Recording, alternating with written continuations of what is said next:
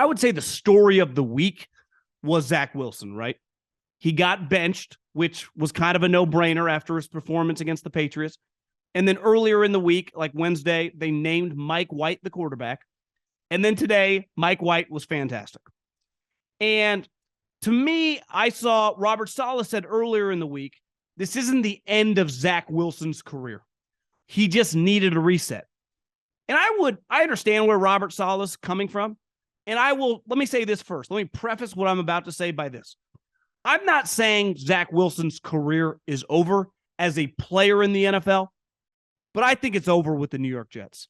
Not because the guy doesn't have physical talent, or not because a young player needs some time to develop and maybe he's just way behind the eight ball, but his teammates clearly do not like him.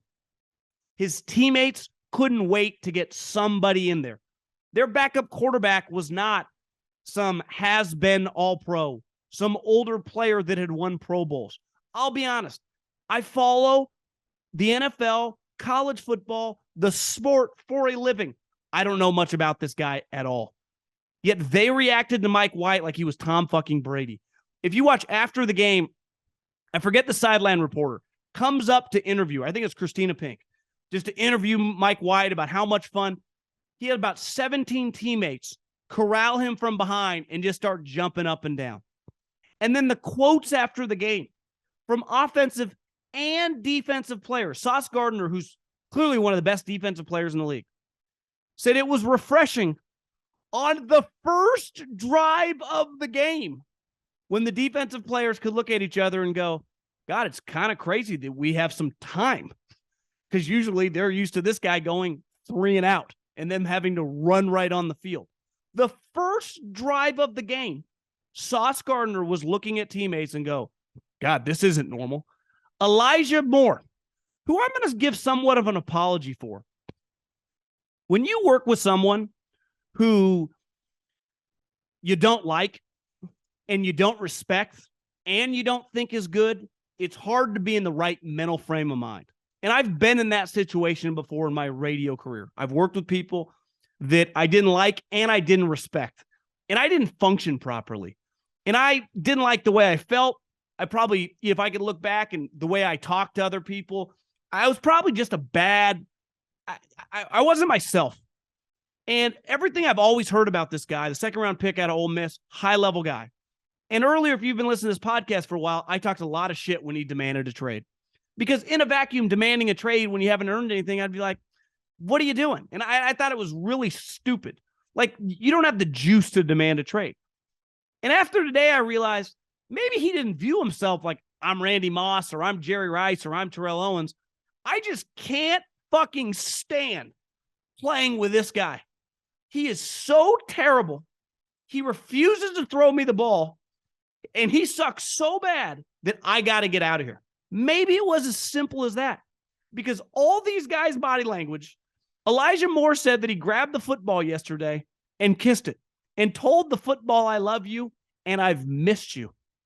Like, I'm sorry. The quotes coming out of the Jets, Robert Saleh can say he needs a reset, and he clearly does. He was the third quarterback today. He didn't dress. It is, I would say, borderline unprecedented in modern football for a guy to get drafted that high, the team obviously be really good, and by the second season be getting benched. And think about Tua, who somewhat went through this, though Tua was injured, right?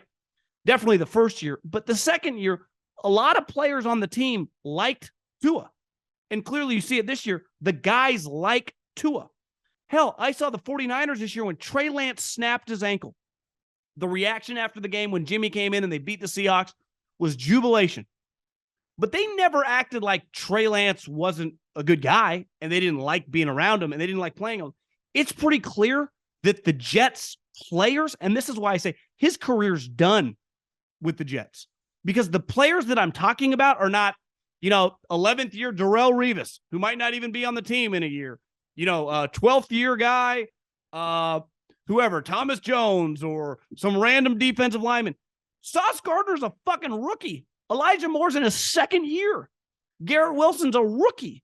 Their core guys are all first and second year players, and they don't like this guy. And I'm sure you saw Booger McFarland going on the thing about a rich kid. Listen, I've been in college football, in the NFL. You get rich kids, you get poor guys, you get middle class guys. It has nothing to do where you come from or like whether you grew up on a country club or in the gutter. Do guys like you or not? Like, I was at Fresno State. Derek Carr's brother, was the number 1 pick in the draft. He grew up with some money. Ryan Matthews, our starting running back, grew up homeless. You know what about both guys? Teammates all loved both of them. It's one thing. The other thing with players, like, you can't overgeneralize players. Every player is his own guy. So whether you're rich, you're poor, middle class, obviously once you get to the NFL, everyone has money. But my point is, like, we've all met people in our lives, neighbors, family friends, our own friends. Like, you're either a douchebag, a good guy, or a bad guy. It's kind of that simple, right? And clearly Zach Wilson's got some douchey qualities to him because the guys on the team from all over, big schools, small schools, don't like the guy. And I don't see how you can, like, flip the switch at 23 years old. Now, you can improve as a football player, and clearly he has a long way to improve. But Mike White, I would say, obviously he's a better player than Zach Wilson. But clearly what he had going for him, guys just kind of liked him.